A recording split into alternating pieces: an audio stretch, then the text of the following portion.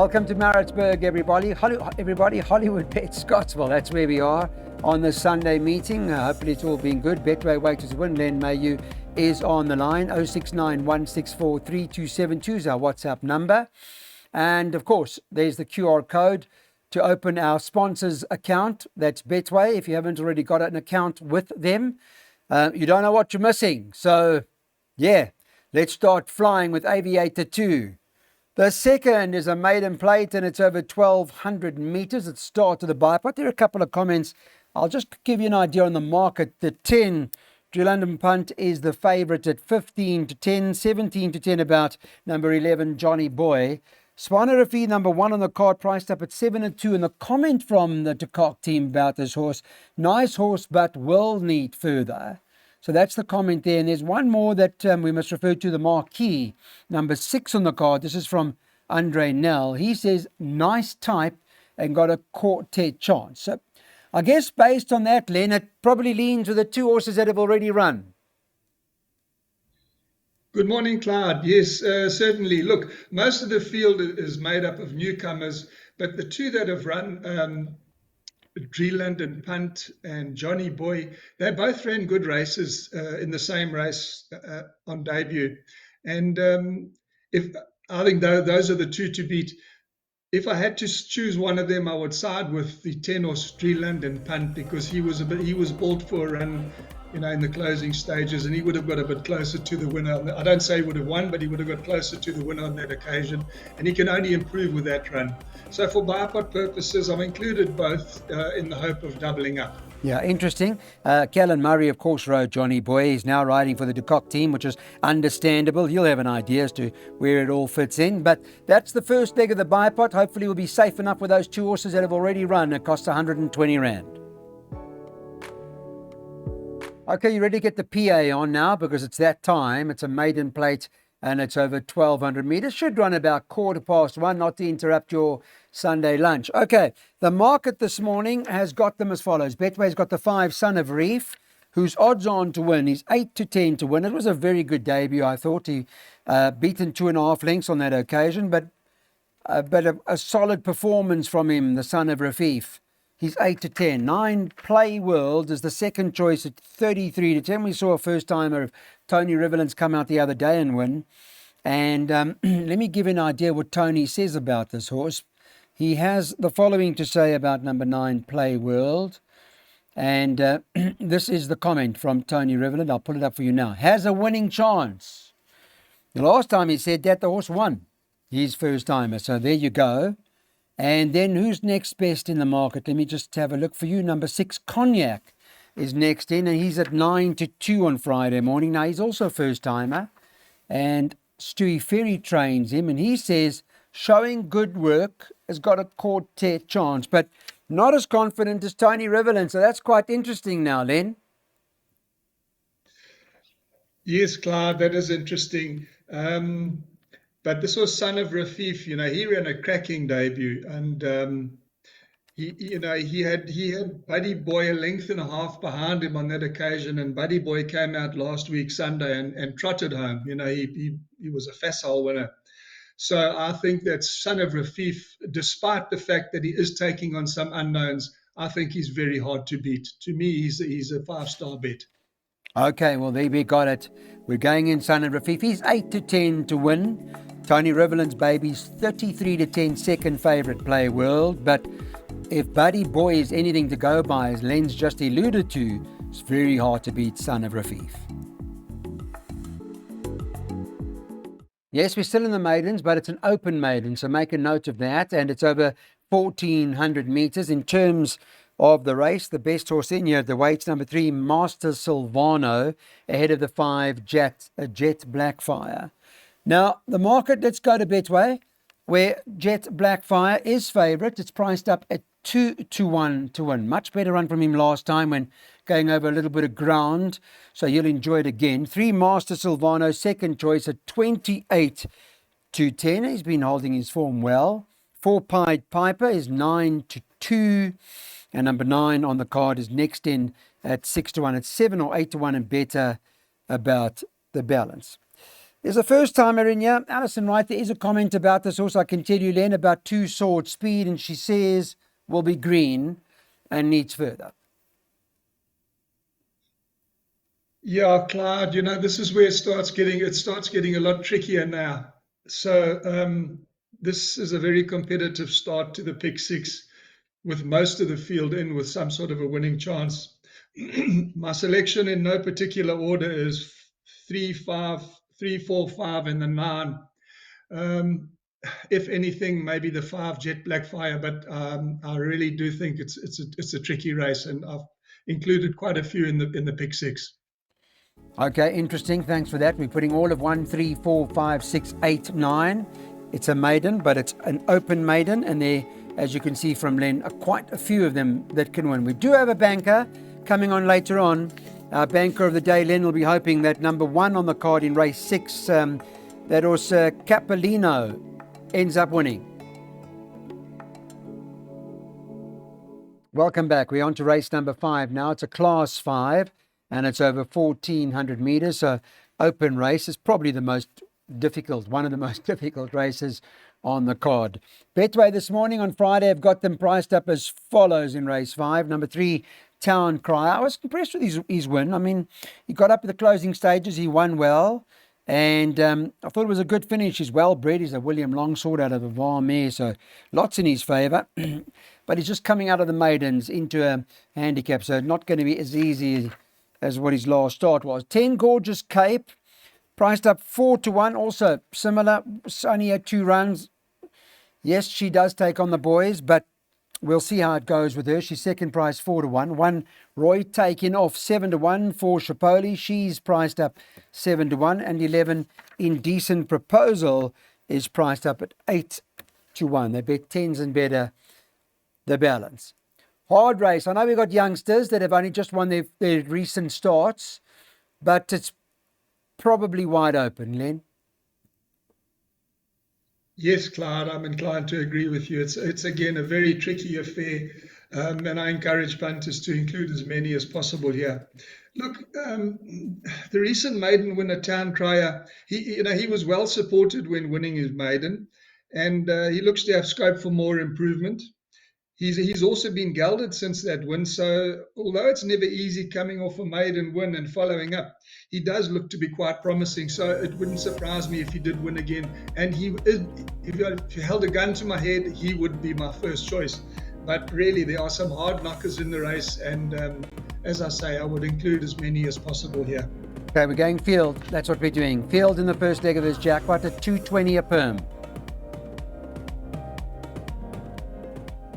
This is a D stakes. It's a sprint. It's 1,000 meters. And I see Len's bankering the 1 Capolino. He's going to tell us in a minute why.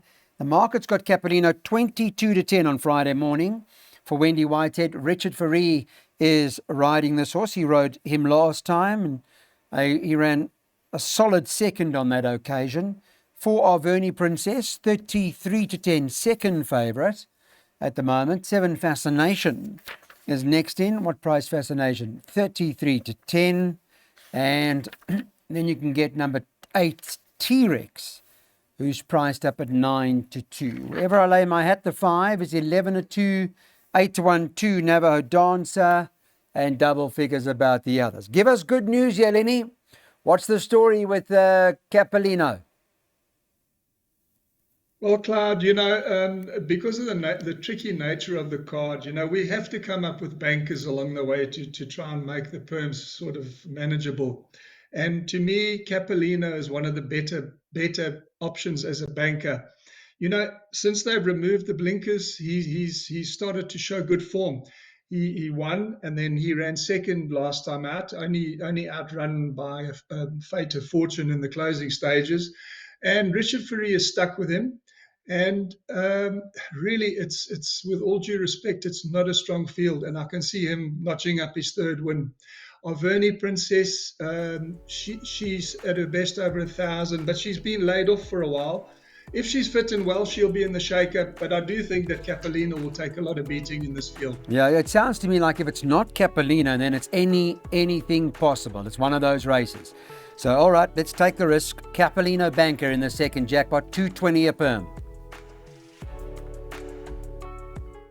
This is 1,000 meter. We're staying over 1,000. It's a progress plate, and the weighted column shows that Hierarchy, the 6 horse, just narrowly ahead of the 8, Lohamba Pambile, and those two are quite well ahead of the rest. So from the weighted column perspective, it just says 6 and 8.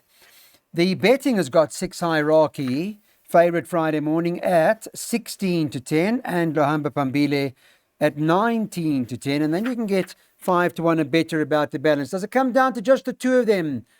Based on what I'm seeing and reading and hearing, Jan Len, have you made it the same, just those two, or are we going one step further?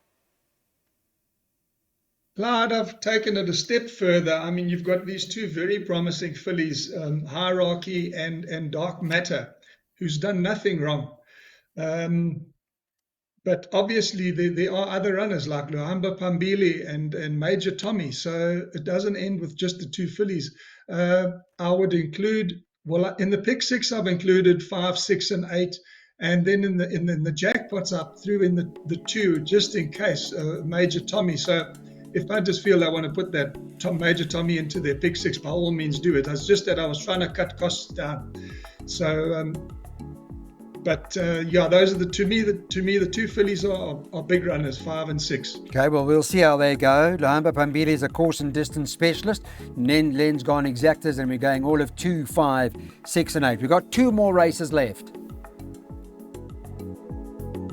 On to a class 4 now, and it's over 1,600 metres.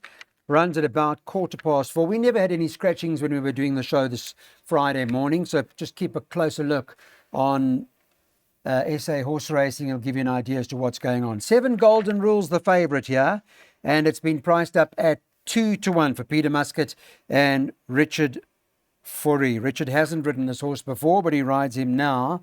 1 Terminator, second choice at 4 to 1. Number 3 Master Bomber is priced up at 5 to 1 at the moment. 8 Down by the River, 5 to 1. And 9 Global Movement is priced up at 8 to 1. They bet 10 to 1. Yeah, 10 to 1 and better about the balance. All right, let's talk a little bit about Golden Rule. I thought his last start was quite impressive, Len. Yes, Clyde, he seems to have bounced back to his best, and he won well last time. My only concern is that he's going the 1,600 for the first time, so he's going into untested waters. For me, the 6 horse, Clinto Star, I know he only won a maiden last time, and he just won, but he just gives me the impression that he's got scope for a lot of improvement, and I feel that he'll be a big runner here. Then you've got Terminator, who's highly consistent. His last run was a little bit below par, but I mean, his form before that was extremely consistent. He's going to be in the shake-up. And then Master Bomber also looks like he's starting to find form again, as well as Down by the River. You can't ignore him. Okay, so we'll put a few in. Interesting race. We're floating the 6 horse Clinto Star. Lens of the view that this horse may continue to show improvement. He's just won his last start, but who knows? It could be anything. 6 Clinto Star, the floater, with 1, 3, 7, 8, and 9. Welcome, everybody. The 9th race is a Class 4, and it's over 1,200 metres. The final leg of the Pick 6 PA, perhaps a quartet opportunity, as they always call it, the Get Out Stakes. The market on Friday, got Betway have got it like this. Tell you what they're doing in this last event on the card. 8 Wild Justice is favourite, priced up this morning at 16 to 10. 1 start to date, he won it well. He was backed, and the form lines worked out extremely well. Both winners from that particular form line. I just want to quickly pull that up for you. I'll tell you if you don't know it. With regards to who came out of there and won on the debut run, that was Cardinal Chief, and Larius Lakers also came from there. So 2 solid winners from the form line. Just carrying on with the betting, 11 Circumbender, second choice, priced up at 4 to 1. 7 A Counter Attack is next in the market. He's at 9 to 2. The stable Canis Bass's horses there in KwaZulu-Natal are doing particularly well. And 6 Royal War is priced up at 11 to 2. You can get 10 to 1 and better about the balance. Just tell us a little bit about this horse, Wild Justice, Len. Yes, Clyde. Look, it depends on how good he is. He won well on his debut.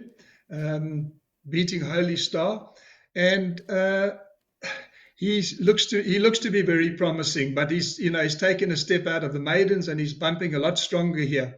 So look, there was it's from the same stable as Vion's Webb and Gareth and Sale. I mean, and they managed to reel off quite a few wins in a row. So perhaps this horse will follow in the same footsteps.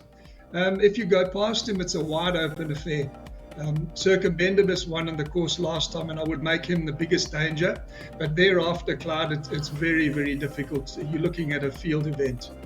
Field event, okay. So we've got floating the 8 horse, Wild Justice, because he won well and he does seem to be above average based on the way he won and the manner that he won. He's a Vercingetorix out of a Captain Almere. So as you heard from Len, he's beautifully bred, and we'll see how he goes. We're floating him with 3, 6, 7, 10 and 11. I got a bit of a shrewdy there, number 9 Smorgasbord. You might want to just put that in the quartets, only to run in the top 4 at any sort of price. That's it from Betway Weighted to Win, everybody. Thank you so much for watching. We'll catch you early in the course of the week.